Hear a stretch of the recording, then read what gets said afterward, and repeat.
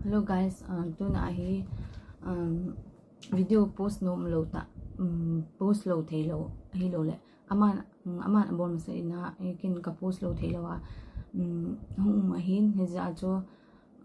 ke aman ka post ka ti dan cho e bitai video ka ti na hi na li mo ka ti point inken ji kan saving e chana ka pana e chana ka ima e chana e kanom ham e ti e bol bam ti ka hin bol de hin ka hin sei de hin lung set ta in apana a chai na chan ka video in vet wa lung set ta in comment hi win comment jong hin bol hi win ti cho kan tip na hi we ta cho video yung sao mai thi na apana kan sei na cho hi jong le he thim thi ni dewa mi zo si ke ai mu da hi tan china cho ken hi ji ka nil che de ka te cho i ka hin se he khi min chong ta hin ke hi kha be se bo ka ki mu to kha hin na kalam na apana ka ke na hin ama jong se dam ken kan ho po e athin tinga cho kalam no aku nai number kong kini hana bana hiti wa chama ka khyu jona wa lang Singapore kum khona ka khe ni khat ve cha yong ka wa khom khon poi Singapore sunga he ngai wanga in lang khong do a jo ama hong do ta ke chi do ki ba ina jo ga wa khom de ga ti in na ati ama ti in apana ke jong kanomin ka thanu dan cho i ke loi le pa ho de di wa be se ka hi lo kane wa pana khosumi te ai lo khosumi nupi ho to ti hung se din to pe ka hin na in china hin loi le pa yong kanei po in ken school kai khom pi ho chui le he te ding nei te ding hin na in cho tai le kanei be se po in mo sang ka ho lui ho bo chu kanin hin chu in china hi to ai loi le pai ka hin nei le ke dinga hi choi a hi poi loi le pai hi angai poi ti ka pho chi nei ka mu in ka ki si be sen hi jong le hi cho ka hin hi ti se dam ke ma personal na het thim thin ni ba chu ka hin se hin na in to ka phingmin chong ta hin ka hung ki pan han na he a so na so in tai ama se e lo in aloi le pai ho in jong e no ye uti to nga ho e ki na pi lo ti to nga ho a koi yung he apat na pe na hi chi video he chi lim hi na e video he king kana post a hi na i ku kilen pasal hoi banga hoi the wanu me kol pasal ho to hung ki cheng ji ho kalung dong ji aza kha o athu zo hinam ka ti chu ka se hin na abana he na ji a hi an comment lo he ama ho hin group a ki se he WhatsApp group ma ho kamu so ke he status an kamu he hi choi hi kin e to se dam ama ho go na I ma chang ka nei po ye ka nei po wa hi le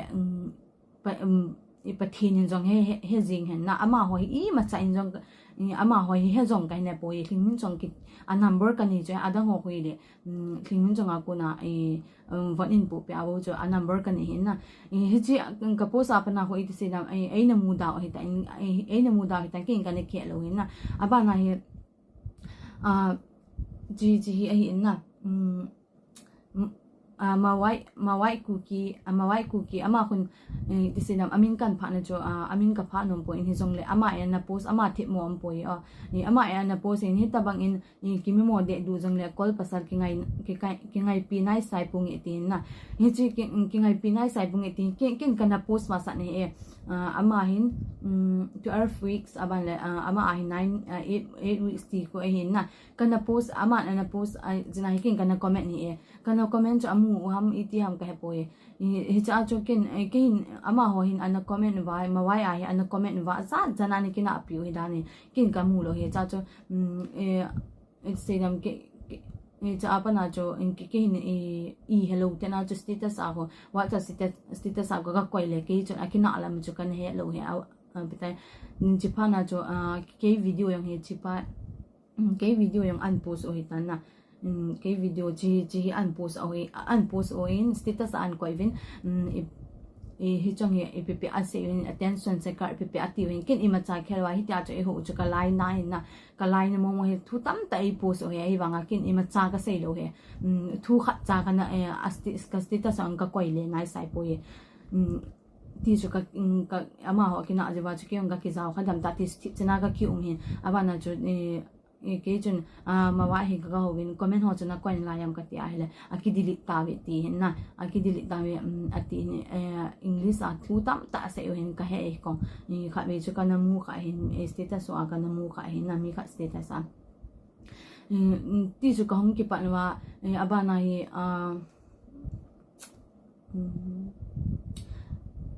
chi YouTube channel ko hi ke chong to pasal kan la sa ni hin ki pa ta ga comment areas a tho the ham please ka ngai sang wali ka ti hin na ba na yes please but mention this YouTube channel YouTube nei pa hin na this thank you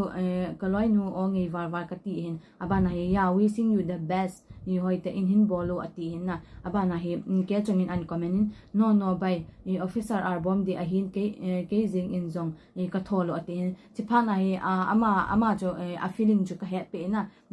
ti arbom a thogo ina cha feeling ju ka pe ka don te po ye ti chena ka ki ki tai ti chena ka ma hele ama ho ma wai ho akina ovakin ma cha kelwa status akan ama ho thu yong ma cha ka sei poe mang pataw ti ka ti a chi video cha ko hin na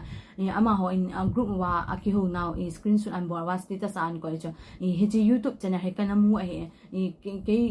ke i khana ho kana mu he akka comment na ko akko yu hin hlimin chong chon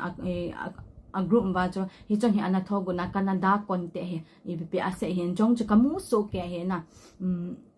kamu he cha pa na cho kin jong i ti da na hi bang kini ma cha ke palwa he ti bo jong ta kalungai ka ko in ai bang i ma cha kana sei lo he ji jo wa chu YouTube ke chai ja chu cha hi ke innocent na ko men cha chu ka thot poi ma cha ka bot poi abana chu ke chong hin a post kha na hi kana comment kha e na ama a share hi yong le ama post ka mu ina chu na post kha e ka ti kana ti hin na hi chu i pham e ti a hele pasar main point ti dam kasay ka kama ko na kaso sa nung pon jong le athu akichi na dinga chu kan sei na pasar kan ya post in ju pasar min point lai a post ama in aga share jina ju kin nu me ki chi jo a post ngame ti banga kan gel jina na asi ang I ma chaim kasay nai sai lo he kin bai na post ngam ne ka ti se bo chin ba na hi ama o hin men chong thil post jo anoya hi aloy ho hin mini ami to market poi ama ho hin dem jing u thu tam ta se hin cha phana hikin post la share jong he khan thilo epp ase kin na post jo na share to ke bang mang chla nang post a ki mu he tia chu kan se in na aba nai thu tam ta se hin comment ha chu ka don ta lo he achai nai ka lu hang base na ke yong hin asilanga I ma chang ka sei lo he cha chu ing ama ho thu thingmin chong thu I ma cha ka sei lo chang khat mu neo cha he ang ka sei do lo he bitai awa be se phawa jikin a comment wa he ga comment kin kati ke chun la I ma cha yong ka gya le to na to banga kan ki la he epp ka se hin na cha cha to na to banga kan ki la hin kan comment hin no in na serious take it na we kati hin na ba na mi min ko ki banglo hin ki za to pe te I thu tam ta ka se hin na ka he ta po ye na secret mi min na ho yong na secret ke so ke ti banga kan se ya ile ama se ka se po ye na ama se ka se ya ile ki man the na secret u kati he na adang ho yong chu ahi na chu ke poi he jong le na secret ni ki ti ai le mi to ani ki na ka he na chu na secret yong ke so ke he ka na ti he chi main point lai chu ka la ka sei no men aba na he ama hin in men chang hin che amu pha na chu inbox a hi akima jina chu inbox a hi in ho he jo I bol da le akima lo a hi le in ho nice style lo de innocent na am de ma chu ama it is in post kan ti I tham khana kha gel hi ama chu in coin ama chu in ho win ken kan don poe ka kina pinom poi ta ken kalung thima ka khe nai le pha e ka ta a message ka vet nice style lo he cha chun tip chen um lang ka message ka vet lo chun status in email yo se hin panda hen lang hi le ken I ma cha umlo ni ta chu loi le pai banga ki ki tho de he ki na jong le na I thu cha sang lo he chi pha na hi ama in status ang abel changda asu changda ka message ave lawa ati inten na cha cho ken jong kalung hang be sana a message ka ven banai status jong ka koi la ka pa jong in point na kapa in jong mi to kilung no mo cho ka an sing ke ka ne wa pa na ti mi to ka gina khapo sangta gina khapo in hizna cho hinge pa ke kin jong kamin in tam leu pha na cho status akan ki kwai khai bol git pong ta kana sei hin na ama chun ei do in i pham na screen cho kong ka he no me ka kile po ye kong khe no me ti cho aba na kin je pa na kin jong hi china bol ho cho ka hello ni sa am ni kati in tel ama in ko ham sin ni screenshot ati cho an sei pa sin screenshot ti cho koi man e sei pi po mi li lang ase mi li lang kheu na ka zai ni mi li lang kheu na ka zai bo koi ma chan e sei pi po ye ji cho ka loi nu ga bol cha ni ka loi nu ka kheu pi ji nu ga bol cha ji cho nang na sei do ka gyal ta na bang po ye epp aga sei hin na epp aga sei ya ke hin Japan cho ama hin ke ko ma an se hin na ka loi nu jing ke ko ma an se in ame se so in thanin na kan ki koi hin kan koi hin ka ga ve la hele anum na lai zin na ni ke ngo pp an se hin na ama ai nai sai po ye ni mi ke na ka ze na best friend on e tu on ni pa sa na ke pi ji on tu se na kan za he aban le cha cho ke hin ke chai ding ka dei na cho private na message ai ke chai ding ka dei ke ni ke ka se sa ke chai ding ka dei na cho nang mi la in status in nei zoom so lang nei tam jong le chun kin na post po nge kana ti hin chi kana se ya pa na cho ka don lo gon hin na a chai na pe na ka se na cho ka don lo gon hin na post po nge kana ti a hele ama hin I dis yang ki manam I phang ka yang ka he po in message tam ta I thon hin ken ka don lo he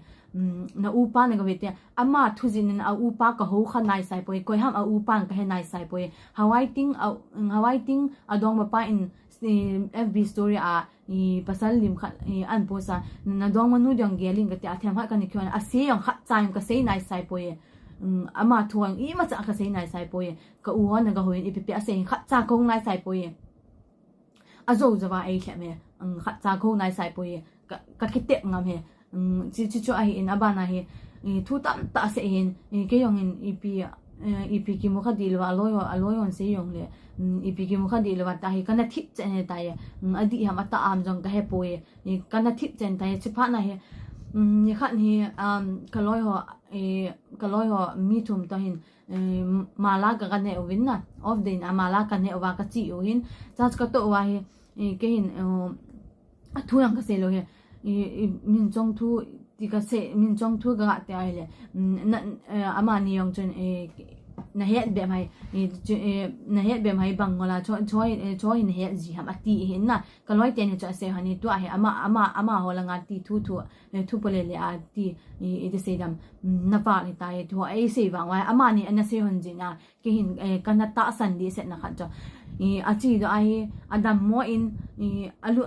china kho adam mo jing he adam do thei poi amai hoyong pom he ti a se pi on he ama ni in aloi ten in se pi on he ti cha se hon ti cha na chon na cho ka ta san na cho I se dam de chen he tai cha se wa ama ni pha se na ki wo pi jong he in kin ka ki wo pi kha poi thing min chong china cho kana ta san di se I se na adi a kana koi he thing min chong ta ka kina ja wa yong cho ai wa nga koi ma cha ko ma tu ni ge hal chikili yong koi ma cha ko ma ka se lo ka lung thima ki sin he khani wa le tai ai wa nga ama hoin himen chong a u te hilang yong ke pon che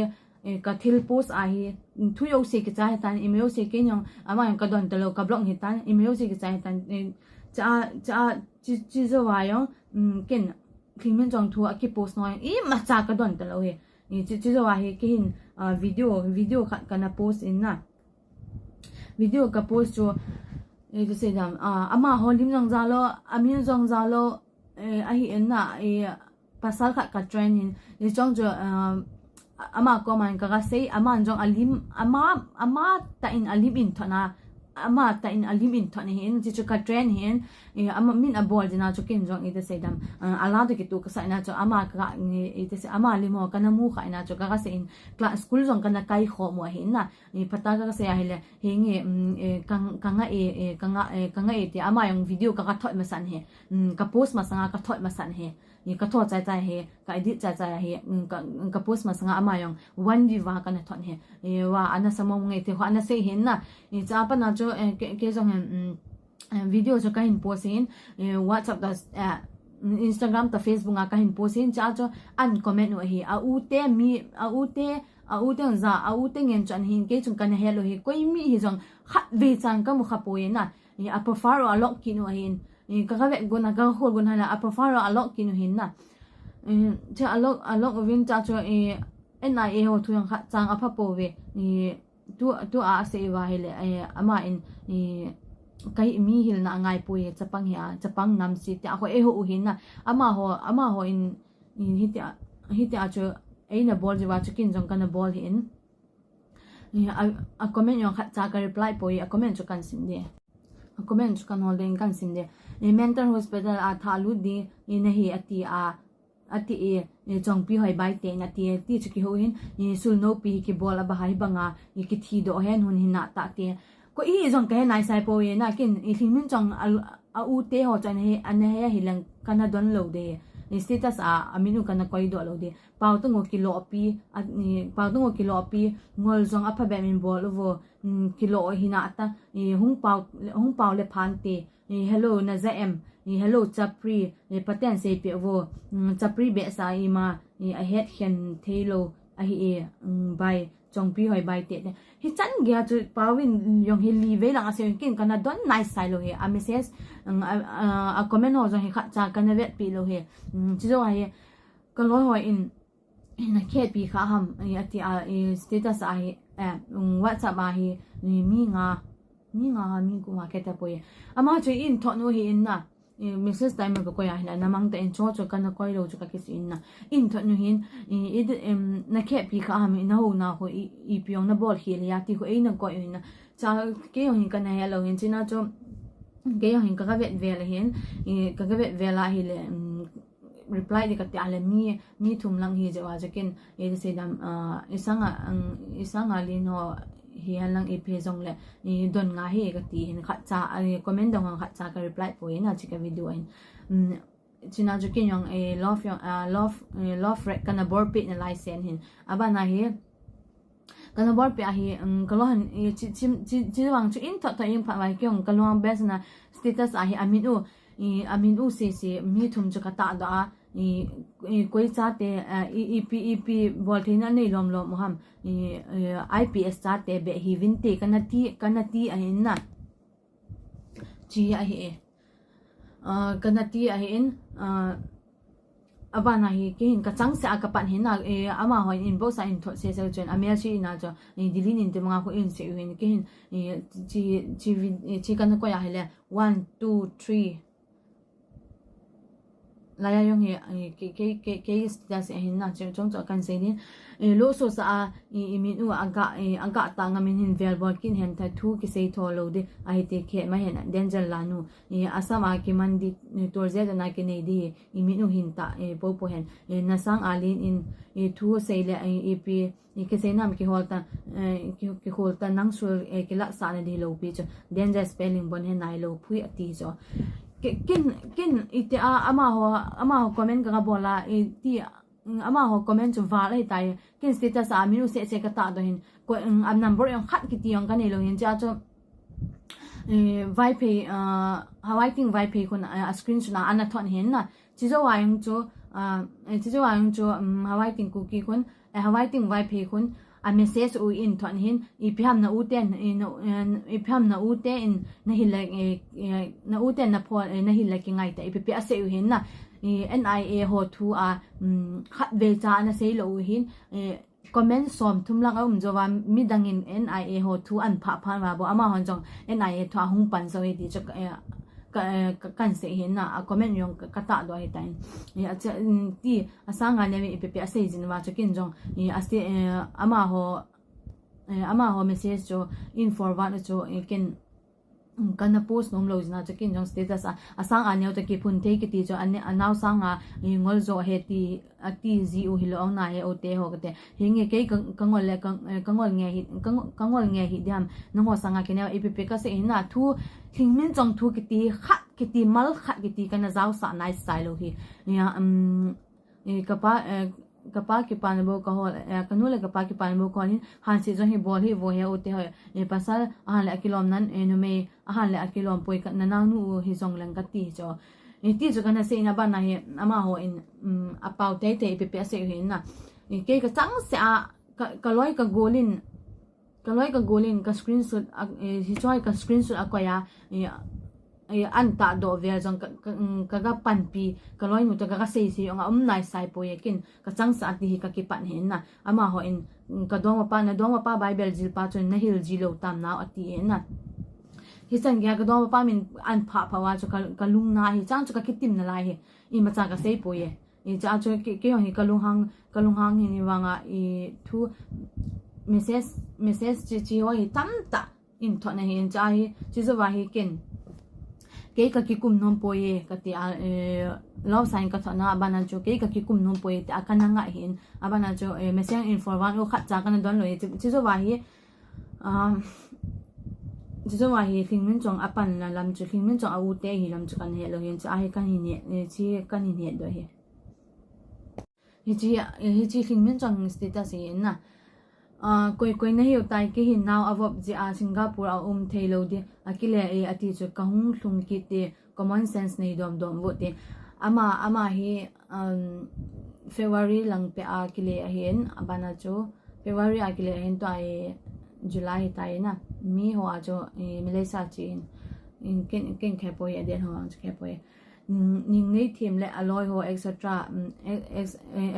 extra aban le mi khan asen kitinu to miss danger zong hilong ati hinna ken thingmin chong thu ama thu a u te hi lam thu chakan he ama ho a u te hi lam chakan he nai salo ama in an ki koi do ma san hi ve wo che ama status he amin ki sung ko ve wo chong hoi ki KPI ke ti hin ama in an ki koi do ma sana abana kin I ma cha ka se lo lai he chang chu ka kitim na lai he ama hoin mi sagi langin e bom he ma cha ka sei lo he chi so wa hi ama hin status a ka dong ma pa min an pha ma jo ke ka ki kum nom poi ka ta ka dong ma pa mi an pha wa aza ka status so tam ta ko hin na ai wanga status so ko ho yong chu ke a number ka nei lo ngen a screenshot wa vai pe nu khon in thon hin na in thona khat cha ka ve nom lo hi amel se the be san hi cha chu ken ke hin cha ye amani limin chong ani ke ngai pi ho khat to ni adong ma thanu ni kana ko ya hi le ke hin asyang he is better ni pe kana ko hin na ke hin limin chong thu khat cha ka phanai sai poi ai wanga ama in kamin a pha e ati he khat cha ka phanai sai poi amin azaw na choi la ham limin chong ka ti na choi la ham others ka ti he ken limin chong ka ti na choi la ham chu a chu e cho yeng abana ka dom pa min ho thu ase wa ke ka dom pa akikum ding bible sim kan na chu mi tham e de se dam bible sim lo hi ale ho ka sapoi ti bible sim ha ti asu min chi go chu ke ka nup lo he na chan se do pa chikin jong kan ki koi do kha he cha pasal palim ka koyang chu pasal pa da chun azongin pasal pa cha gai ka ti nai sai lo he mi adem jiwa ki sem na lang he lang I philang le mi adem jiwa sti ta sa koi do ja chewe wo mi ki tu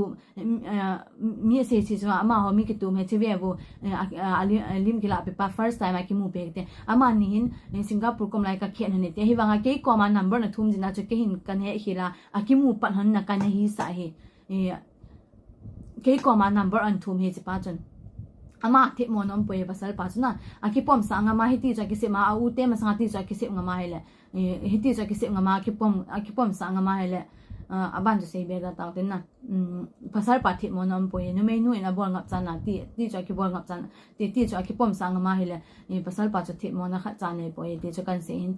chi cho aliman chu u cha halang e phe jong lekin pan san na ka hin nei hin na chi chan chuin cha cho kin ka koi do lo lai hin aman an ki koi do ma sa ina ka lung hang wal be sana ti cho ka hin koi khai ai khai yong cho kha hin men chong hin ai lo an se ya chingai wo na zo chi chin ne khat ka nei no men na ai lo ba ai ke mo na chunga he ai sai no ka ne ke cho sai lo da ham ka ti a hi le apa be se pha na cho ka sai hi na ka u ho yong video hin cement ai wanga ke ka hi lo ipi jo ka wal ham ama na ki koi do ma sana a u te in ama a u te in an comment thia a hi lo wa hi wale ama jong zau ti na he ipi dinga kin a hi lo wa ka hu khaim ama na ki bol ma san he aman ko ham na wap tia ki koi do aba na kamina phau he china chu kin ka koi de ama na ki koi do ma san he na in ma cha sai po ge ka ti hin ai wanga cho apa che ingen e hung that ke ka wal poi ama in ni me yo se a lo thu tam taum jo ba status ang aza chan ko emin jong a status number ni hon jong a status ho in tho jing hin kan loi phata ta hin in tho ni ai wanga I ma cha ka sei lo he to ai ka so do mo phana ka hin ko ya ama na ki koi ma sa ina kong ka koi he tho in bin ka loi he a koi ke hi a zo thu ngen na ai ke zu le a bol hi ning nan thim ma hen ke nai sai poi ama na ki koi lom se de chu ka hin se kin he mang pi thang to hi de mang pi thang kin mang pi thangin tai ka status song ko screenshot hin ka status a ko kin mang pi thang to ka ging mo ai ka tinai sai no me nu phat dan hi ama pa to hin ki mu to kha hon lo de se a pe na pasal pa in number an thu ma koi a hi jong ki he hon lo awang first time akimu pi a hi ti a akipom ngamsa aki sim na jong hi nge bang aphana nu me nu mo ati kin hi chi status hi uicha kha to ke chong ki khen hi jo thu se jiwa je ke adem jiwa je kyong ka bol he kin jong kana koi kha ite se dam mi ama ho a bol lung jo a chu kong alim kana nei na chu kana bol he am pi ya ka ke hen hon dong ma tha na yin tin tang chu he nai sai lo vai ka bui ta cho ke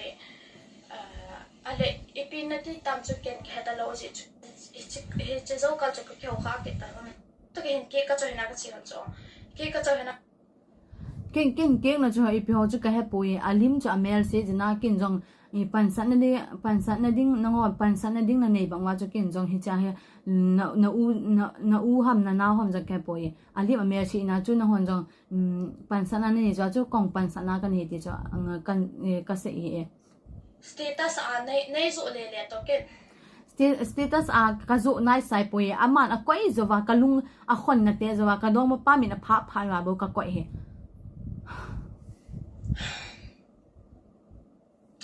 ai ki sumin se nom ahi ja he ki sumin se nom eti lai bin nga thing min chong a comment wala za point ken ka status ala thing min chong thu ka koi pon I bi nga ama hoin group ma ama ho group ki sim wa mi adem wa hi cho an koi wa ken thing min chong thu kha cha ka pha lo he ka kan pha ne ka lung han momo status ver som thum wa koi wa bo ka lung hang he ka koi do he bot mo ngai na ken no ka he nên thèm cái ngã đó na cái nó có tiền hậu bị rồi nè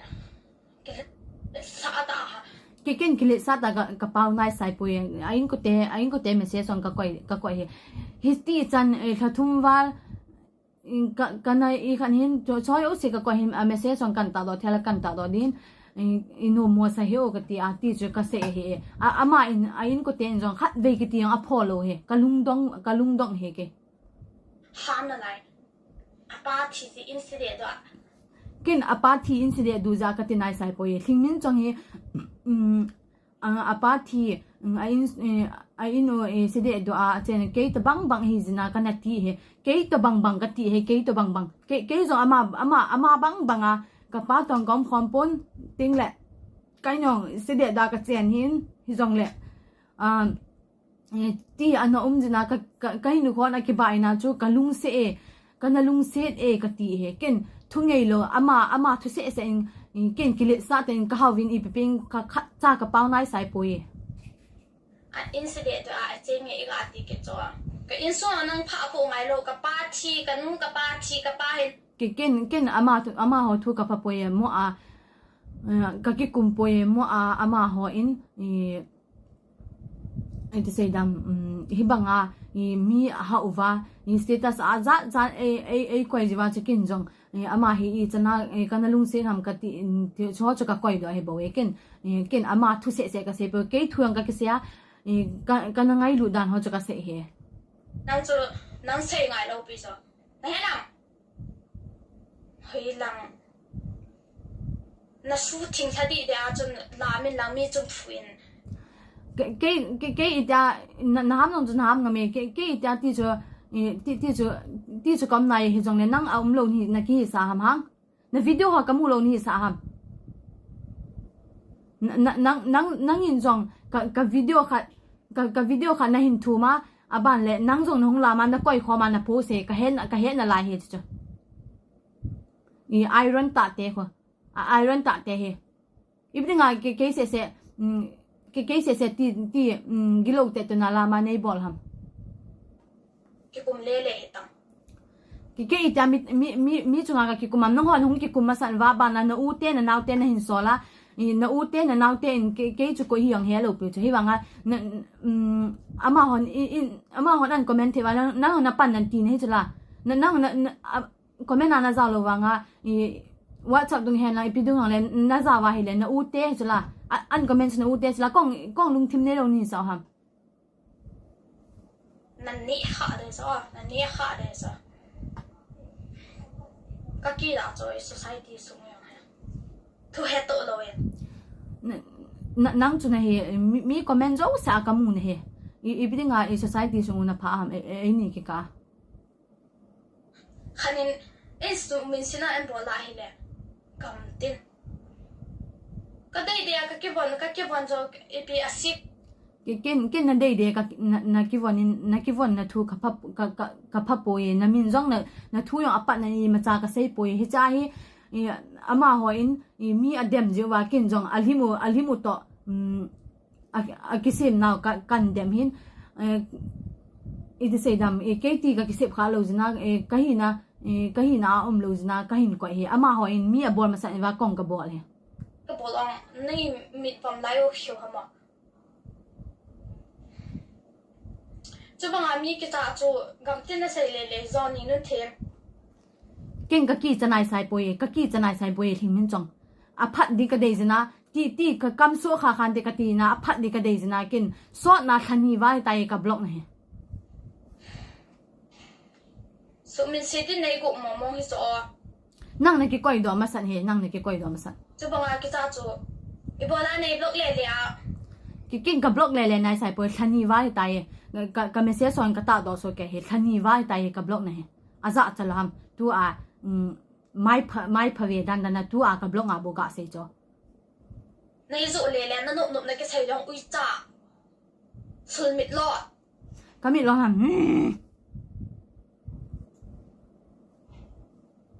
gam chale ne nom block ta ka video hi na mu le iki tham de cha ki ken tu a mi o se ke se do jwa i pi ki tham na sam ha in ken inbox ha all ta ka sia jo ka blong a chen ka thu in ki kum hen lang i ma cha in ki kum hen lang na u teng hin jaw sa lan chon hi chan so pon te ke the mo se sa na ko hen i ma yo se hi chan ka tho e nei bol no e ke me se so i phen lang wa cha mo yong le kha cha i te se dang ka koi do lo wa nga he tam mo mong hi tai ka lung na ne tam mo mong he chi zo wa hi chi kan ko ya na ho nang nan ki koi do ma sa ki na hi chi wa kin ka ko ya hi le ipi dinga no hon ke nei ngo ham loi na pa ya se chula ปังจะไปจะปังนำเซนังอามาเห็นนุปีเห็ดเตะเสียเห็นมาเห็จะปังเฮโลปีจะมาทุกทรงเห็นน่ะ